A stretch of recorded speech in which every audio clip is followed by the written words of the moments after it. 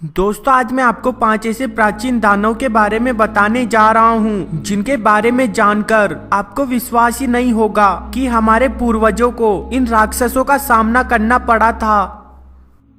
शख्स बस ये एक ऐसी दानव हुआ करती थी जो पंख की मदद से आसमान में उड़ सकती थी और अपने शिकार का पीछा कर सकती थी।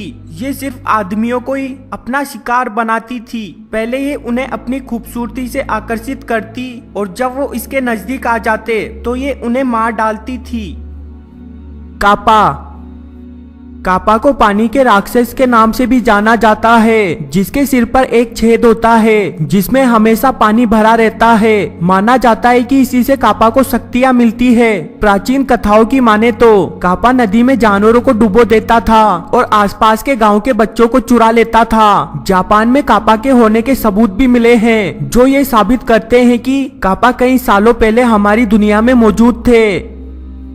मोथमैन इस दानव के बारे में सबसे पहले साल 1966 में खबर न्यूज़पेपर में छपी। लोगों ने आसमान में इंसान जितना बड़ा एक पक्षी को देखा जिसका शरीर बिल्कुल काले रंग का था पर उसकी आंखें लाल रंग की थी जो अंधेरे में चमकती थी। ये दानव ज्यादातर कब्रिस्तान में पेड़ों के ऊपर उछलता हुआ दिखाई देता था, पर इसके होने पर आज भी रहस्य बना हुआ है। सरबेरस इस दानव का सबसे पहले जिक्र ग्रीक की पौराणिक किताबों में किया गया, जो एक ऐसा राक्षस था जिसके 3 सिर थे और शरीर शेर के जैसा था। कहा जाता है कि सरबेरस नर्क के दरवाजों की रक्षा करता था ताकि शैतान बाहर ना जा सके। ये भी माना जाता है कि सरबेरस से बचने का एक ही रास्ता है, वो ये है कि वो संगीत की आवाज सुनकर गहरी नींद में चला जाता है। पिक्सी किसी को भी नहीं पता कि इन्हें सबसे पहले कहां देखा गया, लेकिन इनका जिक्र सबसे पहले इंग्लैंड में सुना गया था। ये इंसानों के लिए खतरनाक नहीं होती, लेकिन इसे यात्रियों को परेशान करने में बड़ा मजा आता है। इनका शरीर इंसानों के हाथ जितना होता है, लेकिन ये अपने शरीर को इंसानों जितना बड़ा कर सकती है। दोस्तों, आपको क्या लगता है, क्या परियां अभी भी हमारी दुनिया में मौजूद है? अपनी राय कमेंट बॉक्स में जरूर दें। लूसीफर इसे सबसे खतरनाक राक्षस माना जाता है जो फरिश्तों का सरदार हुआ करता था। लूसीफर को फरिश्तों में सबसे सुंदर माना जाता था, लेकिन उसमें अहंकार भरा होने की वजह से वो अपने आप को देवताओं के बराबर समझने लगा। फिर उसने देवताओं से विद्रोह ले लिया, लेकिन इसमें लूसीफर की हार हो गई। फिर उसे नर्क में फेंक दिया गया, जो आज भी देवताओं से लड़ने और दुनिया पर राज करने के लिए नर्क में अपनी सेना बना रहा है। ग्रीम रीपर को लोग मौत के नाम से भी जानते हैं, जो उसी व्यक्ति को दिखाई देता है जिसकी या तो मौत होने वाली हो या फिर वो पहले से ही मर चुका है। सबसे पहले इसका जिक्र 15th सेंचुरी में इंग्लैंड में सुना गया, जिनके अनुसार रीपर लोगों की आत्माओं को मरने के बाद दूसरी दुनिया में जाने का रास्ता दिखाता है। वहीं कुछ लोगों का मानना है कि रीपर को छूने मात्र से ही लोगों की जान चली जाती है। सायरन ग्रीक मैथोलॉजी के अनुसार सिरेन एक खूबसूरत लेकिन खतरनाक क्रिएचर है जो बिल्कुल जलपरियों जैसी लगती है, लेकिन ये उनसे बिल्कुल अलग होती थी, जो समुद्र में मछुआरों को अपनी सुरीली आवाज से मोहित कर लेती थी और उन्हें पानी में डुबोकर मार देती थी। कहा जाता है कि सेरिन के गाने में इतनी शक्ति होती है कि इंसान सब कुछ भूलकर सेरिन की आवाज की ओर दौड़ा चला जाता है और सेरिन का शिकार हो जाता है। अजेजल ये भी पहले एक फरिश्ता हुआ करता था जिसने देवताओं के खिलाफ विद्रोह कर दिया, जिसे बाद में एक औरत से प्यार हो गया जो धरती पर रहती थी। इनके बच्चों को नेफिलिम के नाम से जाना जाता था, जो कि बाद में धरती के लिए कलंक बन गए। देवता उन्हें धरती से मिटाने के लिए एक बड़ा तूफान पैदा कर दिया, जिसके बाद अजाजल ने एक बड़े दानव का रूप ले लिया जो पाप और क्रोध को रिप्रेजेंट करता है। फिनेक्स क्रिएचर ग्रीक मैथोलॉजी के अनुसार फिनेक्स का शरीर एक औरत जैसा है, जिसके नीचे का हिस्सा शेर के जैसा, पंख ईगल के जैसे और सांप के सिर जैसी पूंछ होती है, जिसके हमले से बच पाना लगभग नामुमकिन माना जाता था। मिनोचर इस राक्षस का सिर बैल का और नीचे का शरीर इंसान जैसा था, जो काफी गुस्सैल स्वभाव का होता था और अपने सामने आने वाले जीवों को नुकसान पहुंचाने से भी नहीं कतराता था। कहा जाता है कि मिनोचर का जन्म इंसान के द्वारा ही हुआ था। द लेसी।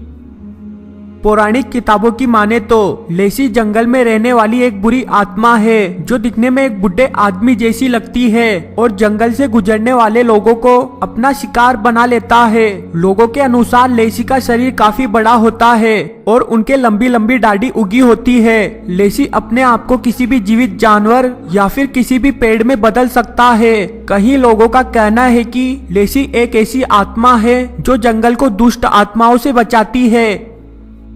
गोब्लिन्स।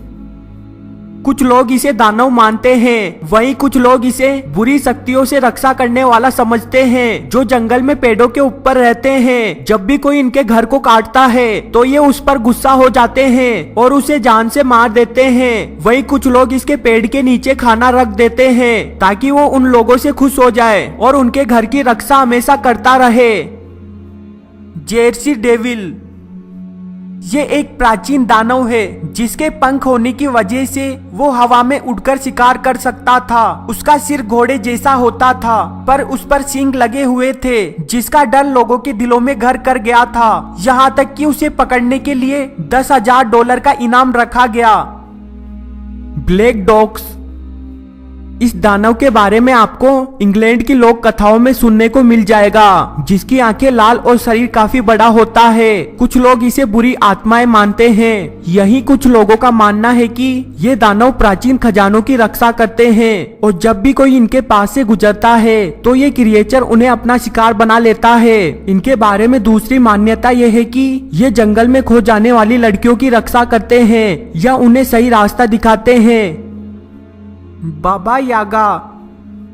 रशिया की पौराणिक कथाओं में बाबा यागा के बारे में सबसे ज्यादा बताया गया है। बाबा यागा एक बुढ़ी चुड़ैल थी जो हवा में उड़ सकती थी। कुछ लोग बाबा योगा को दानव की ग्रैंड मदर मानते थे, जो जंगल में एक लकड़ी के घर में रहती थी। लेकिन वो कोई साधारण घर नहीं था, क्योंकि उस घर के नीचे बड़े मुर्गे के पैर लगे हुए थे, ताकि वो वहां जा सके जहां उन्हें जाना हो। बाबा यागा हमेशा बच्चों का शिकार करती थी या फिर उनका जो जंगल में खो गए हो। सेतियर।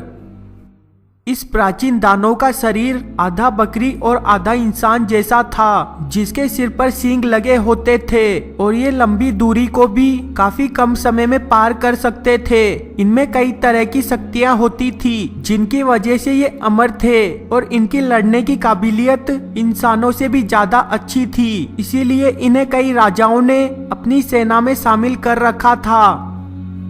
हार्पी। ये एक ऐसा जानवर था जो आधा औरत और आधा पक्षी जैसा दिखता था। हार्पी जब भी कोई सुंदर व्यक्ति को देखती तो वो उसका अपहरण कर लेती थी। हार्पी को एक गुस्सैल क्रिएचर माना जाता था, जिसको लोगों का खाना चुराने की आदत थी। जब भी कोई इसे इंसान नहीं मिलता तो ये उसके पालतू जानवर को उठा ले जाती थी। हार्पी का जिक्र पौराणिक किताबों में भी देखा गया है, जिसमें ये इंसानों से लड़ रही है। मेना नंगल।